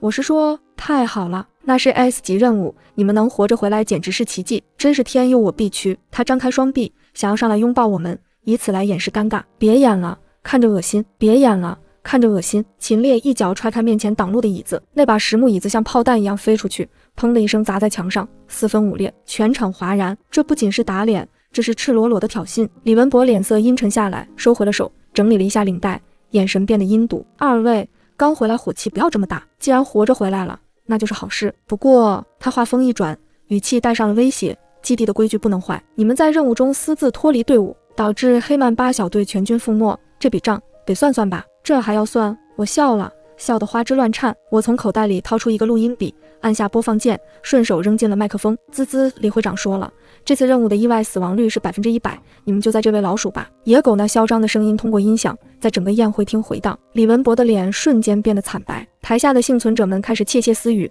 看向李文博的眼神充满了恐惧和鄙夷。这是伪造的，这是污蔑。李文博恼羞成怒，猛地一拍桌子，来人，把这2个造谣生事的暴徒给我抓起来，就地正法。哗啦，四周的帷幕后冲出来20几个手持冲锋枪的保镖，黑洞洞的枪口瞬间锁定了我们。本来想给你们留个全尸，李文博狞笑着撕下了伪善的面具，既然你们找死，那就别怪我心狠手辣。开火！哒哒哒哒，枪火在狭小的空间里瞬间爆发，周围的宾客尖叫着钻到桌子底下。然而预想中我们将被打成筛子的画面并没有出现。在枪响的瞬间，秦烈动了，他的速度快的在视网膜上留下了残影。他一把掀起面前厚重的实木长桌，单手将那几百斤重的桌子像盾牌一样竖了起来。当当当当，子弹打在桌面上，木屑横飞，却无法穿透这层掩体。而我则借着桌子的掩护，像一只猎豹般窜了出去。基因强化后的感官让我能清晰地看到每一颗子弹的轨迹。侧身、滑铲、起跳，我瞬间冲进了右侧的保镖群中，手中的2把战术匕首化作死亡的旋风，噗噗噗，刀锋划过喉咙的声音连成一片。那些保镖甚至没看清我的动作，就捂着脖子倒了下去。另一边，秦烈更是如同人形坦克，他顶着桌子冲进人群，一拳轰在一个保镖的胸口，咔嚓，胸骨碎裂的声音让人牙酸。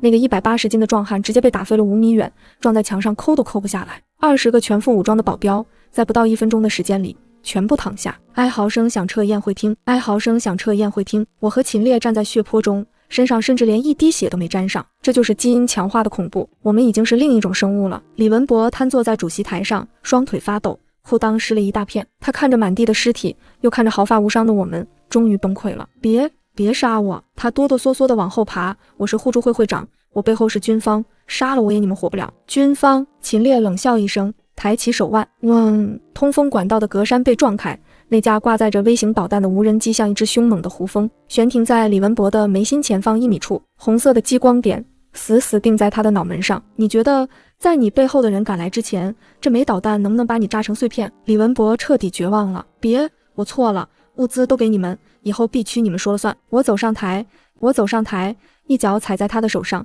狠狠碾压。啊，必须本来就是谁拳头大谁说了算。我居高临下的看着他，而且留着你这种垃圾只会浪费空气。我看向秦烈，秦烈手指微动，就要按下发射键。住手！就在这时，大门口突然传来一声威严的暴喝，一队穿着外骨骼装甲的正规军冲了进来，迅速包围了现场。领头的是一个脸上带着刀疤的中年军官，肩章上扛着2杠4星大校。年轻人，火气不要这么大。大校盯着悬停的无人机，眼神里没有恐惧，只有浓浓的兴趣。我是西山基地防卫部部长雷震，给我个面子，放了他。我眯起眼睛，正主终于来了。秦烈没有放下手，无人机依然锁定着李文博。面子是挣来的，面子是挣来的，不是要来的。秦烈直视雷震的眼睛，气场丝毫不输。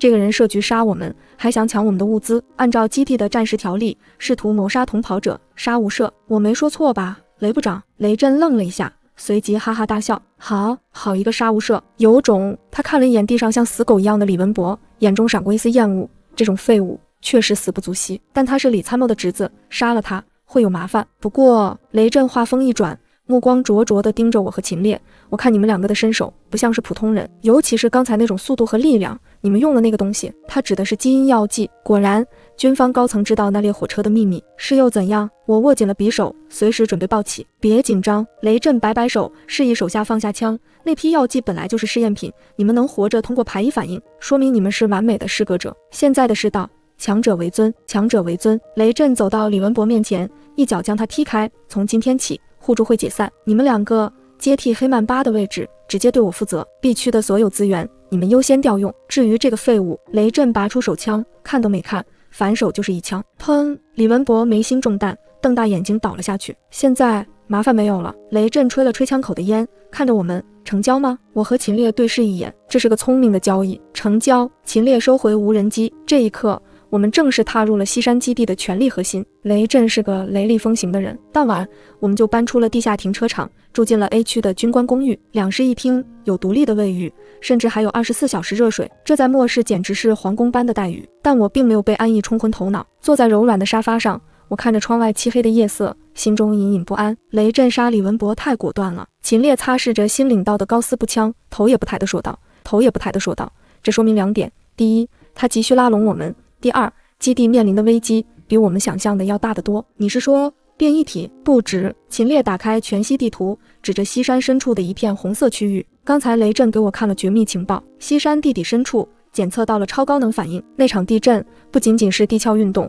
更像是某种东西醒了。而且他顿了顿，眼神凝重。据侦察兵报告，外面的尸潮正在有组织地向西山汇聚，他们背后诞生了尸王。我倒吸一口凉气，内有地底怪物苏醒，外有尸王围城，这哪里是避难所，这分明是一座孤岛。就在这时，房间里的红色警报灯突然疯狂闪烁，刺耳的防空警报声响彻整个基地。广播里传来雷震焦急的吼声：所有战斗人员注意，一级战备，一级战备，尸潮攻破外墙了。我和秦烈猛地站起身，安逸的日子连1个晚上都没撑过，真正的战争开始了。轰！巨大的爆炸声震得整栋公寓楼都在摇晃，窗户玻璃瞬间被震碎。我冲到窗前，向外看去，只见基地外围那高达30米的防爆墙，此刻竟然塌了一个巨大的缺口，火光冲天，无数黑压压的影子像蚂蚁一样顺着缺口涌入。探照灯扫过，那是数不清的丧尸，而在尸潮之中夹杂着体型巨大的变异体，有的像坦克一样撞击建筑，有的像壁虎一样在墙壁上攀爬。惨叫声、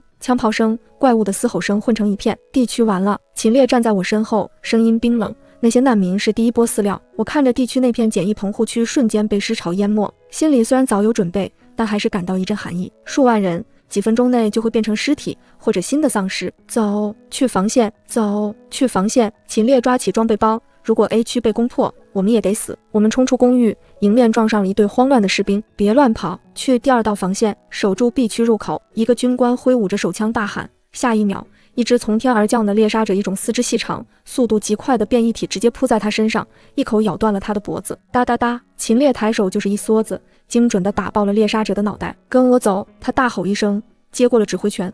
不想死的都跟我去 B 区闸门，那里有重机枪阵地。那些无头苍蝇一样的士兵像是找到了主心骨，纷纷跟在我们身后，一路杀伐。我和秦烈就像2把尖刀，硬生生的在混乱的尸潮中杀出了一条血路。基因强化的优势在这一刻体现得淋漓尽致。我手持双刀，在尸群中穿梭，每一次挥刀都带走一颗头颅。秦烈则拿着那把高斯步枪，专门点杀那些高阶变异体。当我们冲到 B 区巨大的合金闸门前时，这里已经岌岌可危，守不住了，请求支援，请求支援！闸门前的掩体里，几个士兵绝望地对着对讲机嘶吼。面前数百只丧尸正在疯狂冲击防线，其中还有2只高达3米的暴君级变异体，正举着废弃的汽车当盾牌，一步步逼近。重机枪的子弹打在暴君身上，只能溅起火花，根本打不穿那层厚厚的角质层。让开！秦烈冲进阵地，一把推开那个吓傻了的机枪手。他没有继续射击暴君的身体，而是调转枪口，对着头顶上方的承重柱，哒哒哒哒哒，高斯步枪恐怖的穿透力瞬间打断了混凝土柱子。轰隆！巨大的水泥梁带着钢筋砸了下来，精准地压在那2只暴君身上，将他们砸成了肉泥。别停火，换燃烧弹！别停火，换燃烧弹！封锁路口！秦烈如同战神一般怒吼，士兵们士气大振，疯狂倾泻火力。我站在高处，用复合弓狙杀那些试图绕后偷袭的敏捷型丧尸，每一箭都力无虚发。就在我们勉强稳住阵线的时候，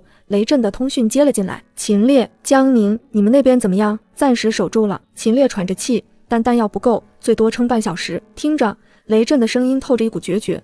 外墙失守是因为出现了叛徒，有人炸毁了地基。现在尸潮主力正在向核心能源塔推进，他们想切断基地的电力。一旦断电，所有的防御炮塔都会哑火，我们就真的完了。我要你们立刻带人去能源塔，不惜一切代价守住那里，那是尸潮最密集的地方，这是送死。秦烈冷冷地说道：如果能源塔爆了，大家一起死。雷震顿了顿，作为交换，事成之后，我给你们进入方舟计划的名额。方舟计划，上一世的终极传说，据说那是国家在极寒末世中最后的退路，一个位于地底万米的核动力生态城。秦烈看向我，我擦掉脸上的血迹，点了点头，干了。与其在这里等死，不如搏一把大的，给我们空投不挤。秦烈对着对讲机说道，还有，把那辆乌尼莫克给我运过来，我们要杀穿整个基地。10分钟后，一架运输直升机冒着被飞行变异兽攻击的风险，将我们的乌尼莫克调运到了 B 区广场。同时空投下来的还有2个巨大的补给箱，里面装满了高爆手雷、燃烧瓶以及2挺6管加特林机枪。装车！秦烈将加特林焊死在车顶的武器站上，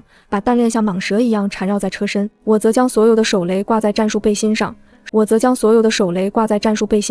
手里握着那把喷火器的控制权。准备好了吗？秦烈启动引擎， V8 发动机发出雷鸣般的咆哮，仿佛也感受到了即将到来的血腥盛宴。随时可以。我眼中燃烧着疯狂的火焰，前方是数以万计的尸潮，是通往地狱的单行道，但我们是开着战车的恶魔。目标能源塔，碾碎他们！乌尼莫克喷出一股黑烟，履带卷起碎肉和血水，像一颗无可阻挡的陨石，狠狠撞进了尸山血海之中。而在尸潮的尽头，那个能源塔的顶端，一个穿着红裙子的小女孩正坐在那里，晃荡着双腿，冷冷地注视着冲来的我们。她的眼睛是纯黑色的，那是狮王。滋转转转，加特林机枪预热的电击声是死神磨刀的声音。开火！随着秦烈的一声暴喝，车顶的2条火龙喷薄而出，哒哒哒哒哒哒，每分钟6000发的射速，瞬间在密集的尸潮中撕开了2条血肉通道。那些恐怖的变异体在 12.7 毫米口径的子弹面前，就像是被扔进搅拌机的番茄，瞬间炸裂成漫天的红雾和碎肉。乌尼莫克咆哮着冲进这条血路，车轮碾过无数断肢残骸，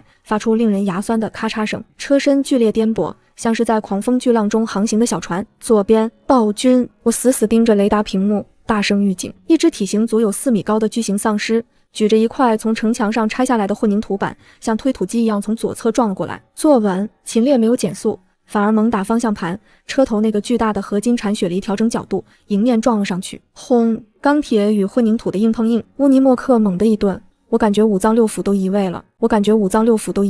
但那只暴君更惨，他的双腿直接被铲雪梨切断，庞大的身躯失去平衡向前扑倒，正好撞在车顶飞速旋转的加特林枪管上，噗噗噗噗，他的脑袋瞬间被削成了烂西瓜。这就是重装甲的魅力。秦烈擦掉嘴角溢出的鲜血，眼神狂热，碾碎他们。距离能源塔还有最后500米，这里的丧尸密度简直令人窒息，他们甚至不再攻击，而是层层叠叠地堆在一起，用身体组成了一道道尸墙，试图阻挡我们前进。而在塔顶，那个红裙子小女孩依然坐着，她突然张开嘴，没有声音，但我感觉脑子里像是被扎进了一根烧红的钢针啊！我痛苦地捂住脑袋，眼前一阵发黑，鼻血瞬间流了下来。秦烈也闷哼一声，乌尼莫克走起了 S 型，是精神攻击。秦烈咬着牙，额头上青筋暴起，那个狮王能发出次声波，该死！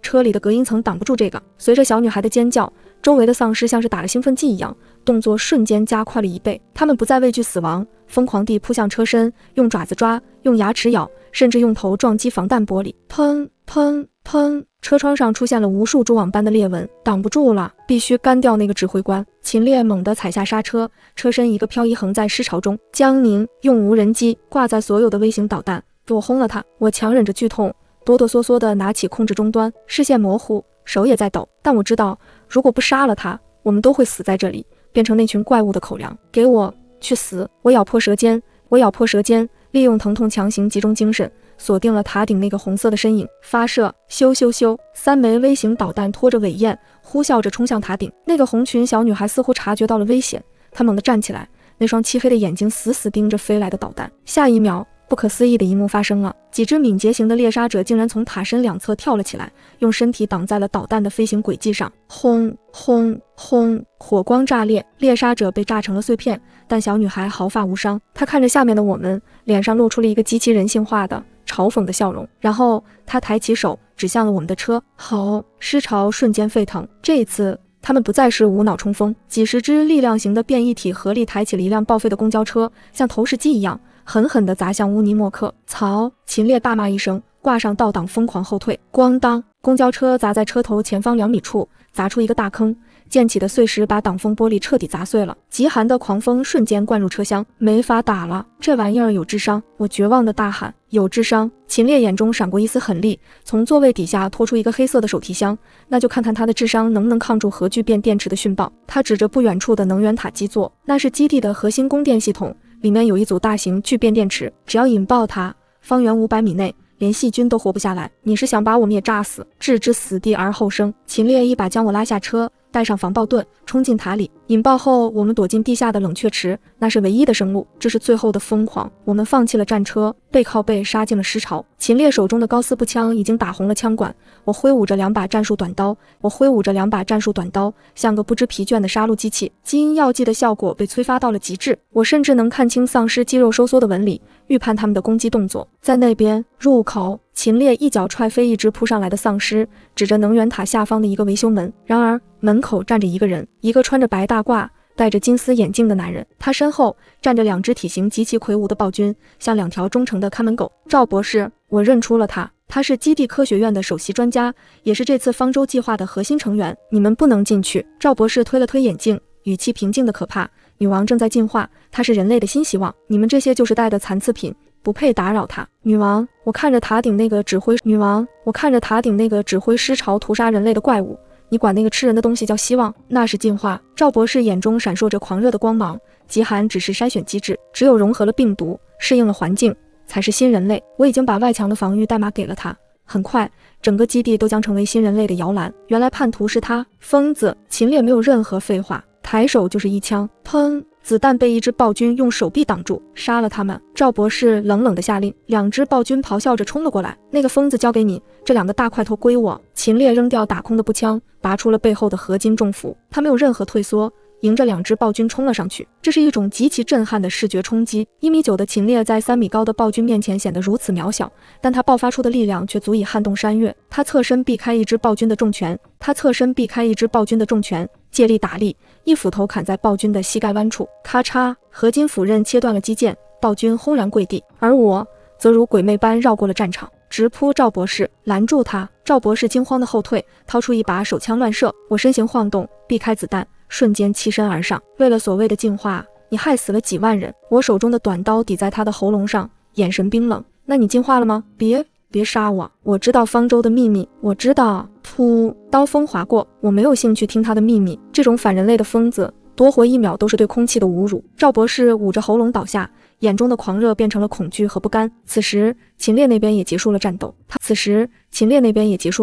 他浑身是血，那2只暴君已经被他大卸8块。虽然他也受了伤，但他眼中的战意却愈发高昂。进塔，秦烈一脚踹开维修门，塔内巨大的蓝色能量柱发出嗡嗡的轰鸣声，这里的辐射值早已超标，但经过基因强化的我们暂时还能扛得住。怎么引爆？我看着复杂的控制台，一头雾水。过载，秦烈熟练地在控制台上操作起来，解除安全锁，关闭冷却系统，让核心温度突破临界值。警告：核心温度过高，即将发生讯爆。红色的警报灯疯狂闪烁，刺耳的警报声在塔内回荡。还有30秒，秦烈一把拉起我，跳。他指着控制台下方的一个深不见底的水池，那是重水冷却池，也是这栋建筑最坚固的地方。就在我们准备跳下去的瞬间，轰！头顶的天花板突然碎裂，那个红裙小女孩尸王从天而降，那个红裙小女孩尸王从天而降，挡在了我们和冷却池之间。她不再是那个精致的小女孩模样，她的嘴裂到了耳根，背后长出了4根骨刺，浑身散发着令人窒息的威压。她知道我们要毁了这里，她愤怒了。吼！一声实质般的声波咆哮，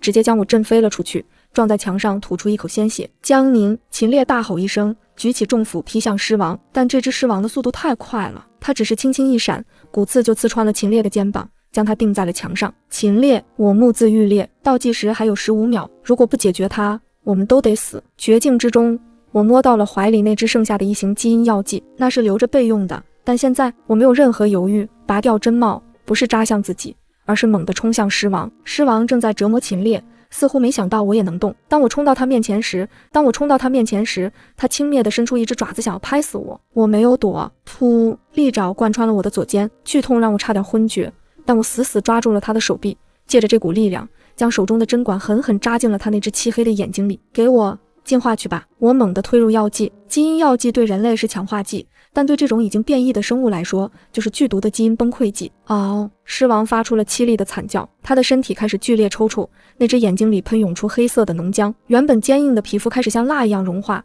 背后的骨刺根根断裂。走！秦烈拔出肩膀上的骨刺，强忍着剧痛，一把抱住我，纵身跳进了冷却池。轰隆！就在我们入水的瞬间，头顶传来了毁天灭地的爆炸声，白光吞噬了一切。不知过了多久，我从黑暗中醒来，四周一片漆黑，只有微弱的水流声，身体像是散架了一样疼，尤其是左肩，几乎失去了知觉。醒了，耳边传来秦烈虚弱但熟悉的声音，一束微弱的手电光亮起，我们正漂浮在冷却池的水面上，头顶是厚厚的废墟，将这里彻底封死。我们活着？我有些不敢置信。活着？秦烈咳嗽了2声，吐出一口血沫。那只狮王在爆炸中心肯定灰都不剩了，尸潮失去了指挥，很快就会散去。那我们怎么出去？我看着头顶几百吨重的混凝土废墟。别急，秦烈指了指水池边缘的一个隐蔽阀门，这是紧急排水口，直通西山基地的地下排水系统。雷震那个老狐狸肯定想不到，我们不仅完成了任务，还顺着下水道摸到了他的老巢。我笑了，